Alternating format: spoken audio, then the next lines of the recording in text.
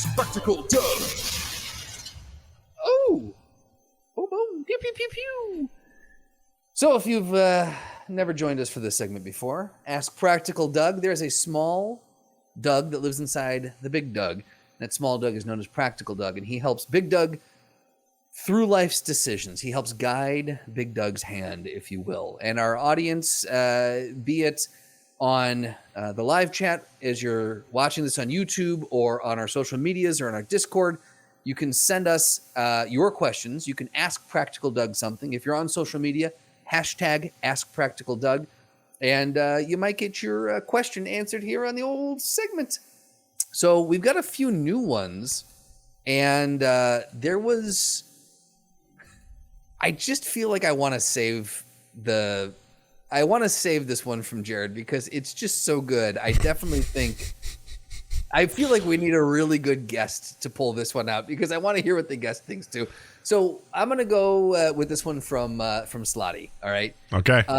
Have you ever picked up roadside furniture? And if so, what are your criteria that make it worth stopping for? Now, this was prompted by a tweet from @TheCatWhisperer, who said, "One day I hope to be wealthy enough to not do a double take every time I see abandoned furniture on the side of the road." So to you, Doug, Practical Doug, what makes roadside furniture worth stopping for? Great question. This brings me back to college, particularly the summer before my senior year when we actually got our house, and where we were renting a house that year. And we were just spring cleaning, man. It was like Christmas. I remember us driving around looking, we all heard rumors of like, hey, where's the rich side of town?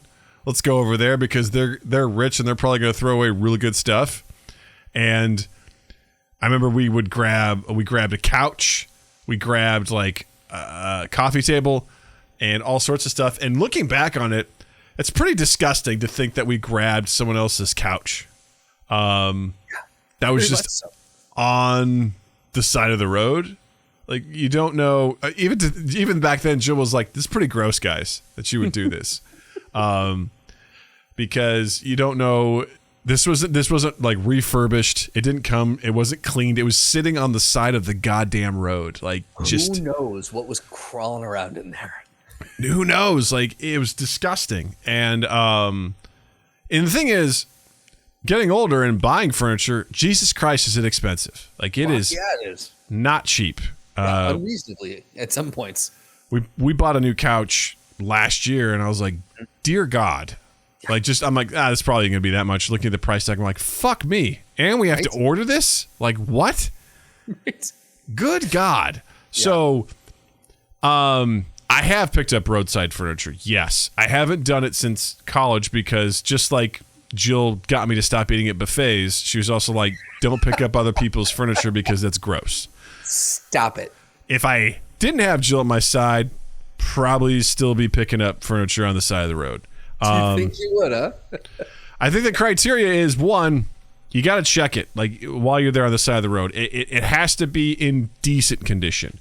I see stuff where it's like, oh, this is obviously broken, right? Or someone will put something out that says free. I'm like, oh, that's beat to shit if that's the case, because you really just want this out of here.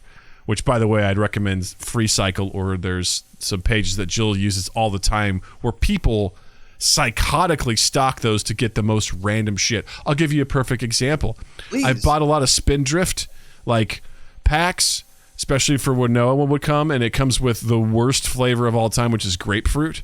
And I'm sorry, what is Spindrift? It's like LaCroix, but it's just like a different brand. It's the same thing with LaCroix. I have a bunch of grapefruit. Grapefruit's nasty. I don't want it. So I had like 20 cans. Like compliments. And Jill was just like, posts on there, hey, I got 20 cans of LaCroix or Spindrift grapefruit. Who wants it? Within seconds, I'll take it. She has like 3 people, and she just leaves them on our front step. People come pick them up. People they get stuff. Oh. I'm like, okay, I guess that's cool. We've given dressers and stuff away because there's people that are like, hey, I actually like to take these and redo them, and actually themselves, like, they want to refurbish it and they take it and they're on their way. I'm like, that's cool. But for me, what would make me stop and pick up roadside furniture? One, it would have have a use. I would have to have something specific I would know, because the last thing I want to do is pick up another piece of furniture that just clogs up my world. I do not want that. I absolutely do not want that. So it's got to fit the bill for something. It's got to be the right size, and it can't be fucking nasty. Like, it's got to be. It can. I have some standards that would probably be below what Jill would want, but I would look at it and be like, I could probably swipe that off and it'll be good. But if it is, I'm also not a craftsman. So if it's just super fucked up, it's like, oh, you just got to cut up some wood and put a 2x4 on there, sand it down, and then just throw some, caulk it up. Nah, man, I'm not doing that. Like, I don't have the skills for that, or the patience for that, or the desire to do that. So it pretty much has to be intact. So to recap, it's got to have a specific purpose. It's got to fit, the size-wise, it's got to fit where it's going to go. Because also the thing is, too, like, call it practical, call it lazy, like, I got to be able to get in the house relatively easily. And I don't want to have to ask some poor fucker to help me do it, because I hated that. People are like, hey, you got a truck when I was in college. Can you help me move? Oh, fuck you. No. Right. I don't want to inconvenience anybody.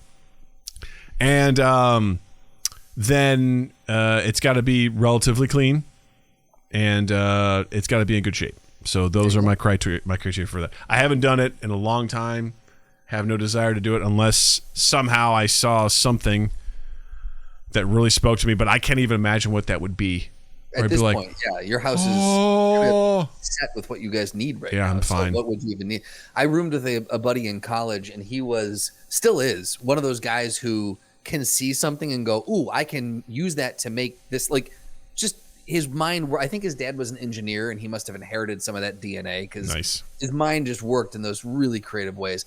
He was a musician also, and went to school for Foley art. Cool.